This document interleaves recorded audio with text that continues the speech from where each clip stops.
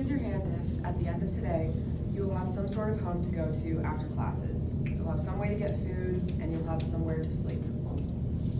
Okay, right, just as I expected.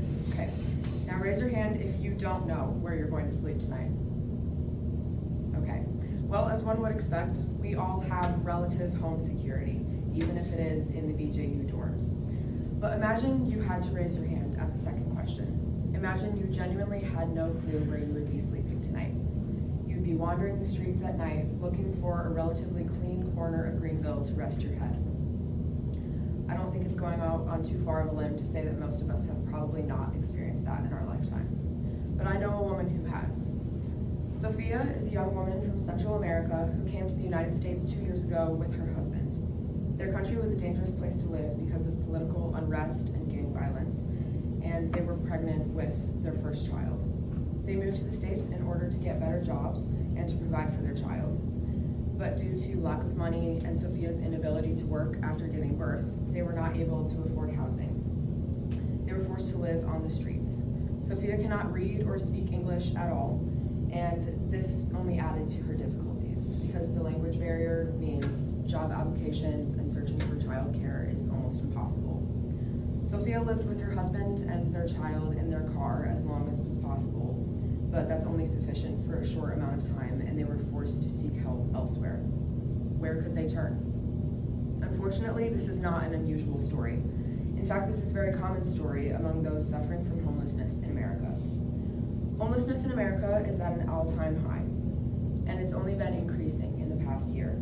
The National Alliance to End Homelessness reports that over 771,000 people were experiencing homelessness in 2024 alone. And overall, the number of people experiencing homelessness increased 18% from 2023 to 2024, according to the 2024 Annual Homelessness Assessment Report to Congress.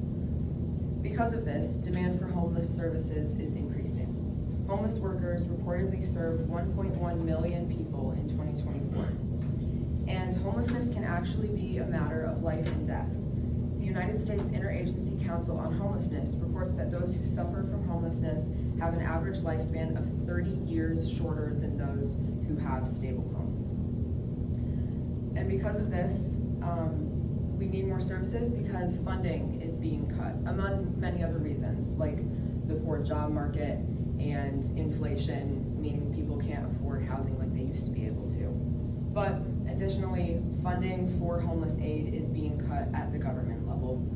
According to an article from the journalist Research, President Trump proposed a budget that included cutting over $500 million from homelessness assistance. I'm not here to tell you who to vote for, who's right and who's wrong, but this is simply a major contributor to the increase of homelessness this year. Although these statistics are discouraging, there are many nonprofit organizations dedicated to assisting those suffering from homelessness and searching for help. One such organization is Miracle Hill, a compound organization that provides services of many kinds. Miracle Hill first provides housing for those in need. According to the Miracle Hill website, they have both emergency and longer-term housing options. Emergency housing refers to those who maybe only need 1 or 2 nights to stay at Miracle Hill, whether they've suffered some sort of injury and they're just getting out of the hospital and just need one night to stay.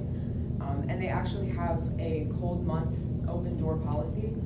During the winter, they accept anyone into their doors, regardless of whether or not they've been registered at Miracle Hill. But when it gets below 40 degrees, they accept anyone. And then longer term sheltering, they have a program called New Life, where you live at the shelter for at least 6 months. Many guests stay longer, but you stay for at least 6 months and receive what they call comprehensive care, which means that they help you get a stable job, they provide health care and counseling, and they allow you time to recover from illness and save money in order to successfully exit homelessness. Sherry Miller, who I'm sure many of you know from Bob Jones, told me that this program is life-changing as the workers are able to see the growth in each guest over time.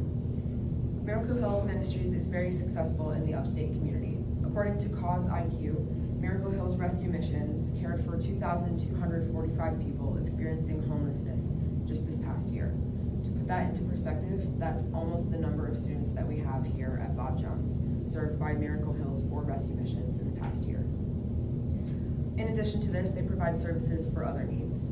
Miracle Hill Ministries also has programs for rehabilitation from substance abuse. Their drug rehab programs are 12 weeks long, and they provide a bed, food, healthcare, counseling, and discipleship for those combating long-term addictions.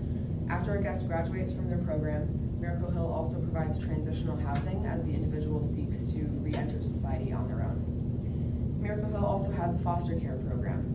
Miracle Hill Foster Care supports children who were removed from their homes due to neglect or abuse, and they place them in homes with Christian parents. An article on world.org states that Miracle Hill is the largest foster care agency in the upstate South Carolina area. Now, all of these issues are complex, and homelessness may not be something that we can personally relate to, but it is something that we should care about. And more than that, we should want to help those suffering from it. That's why you should volunteer at Miracle Hill. There are many ways that you can contribute to their mission and directly help the people who need you. It is not hard to get involved at Miracle Hill.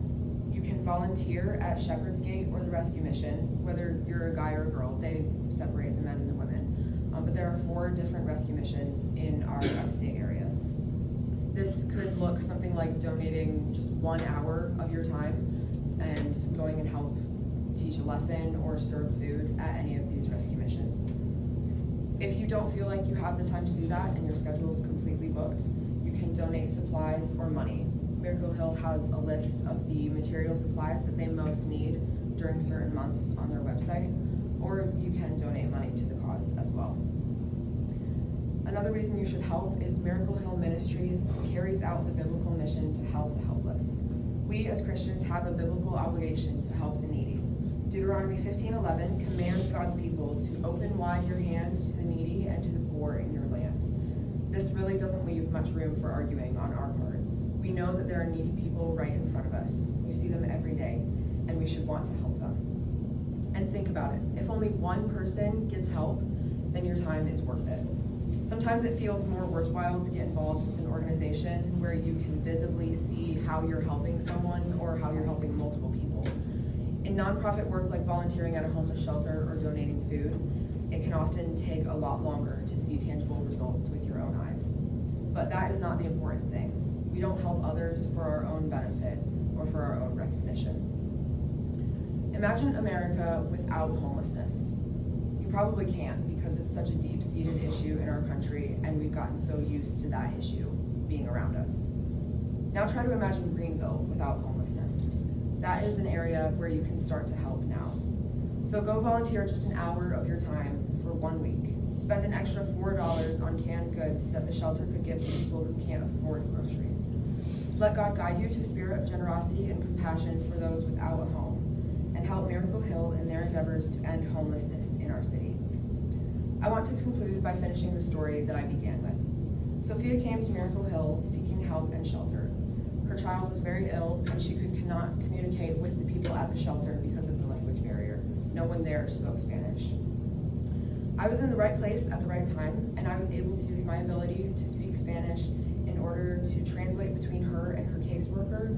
And because I was willing to spend just a couple of hours there, Sophia and her child are now integrated into the program and on their way to getting help from the government for childcare funding and food vouchers, and Sophia should be able to get a job in the next couple of weeks here.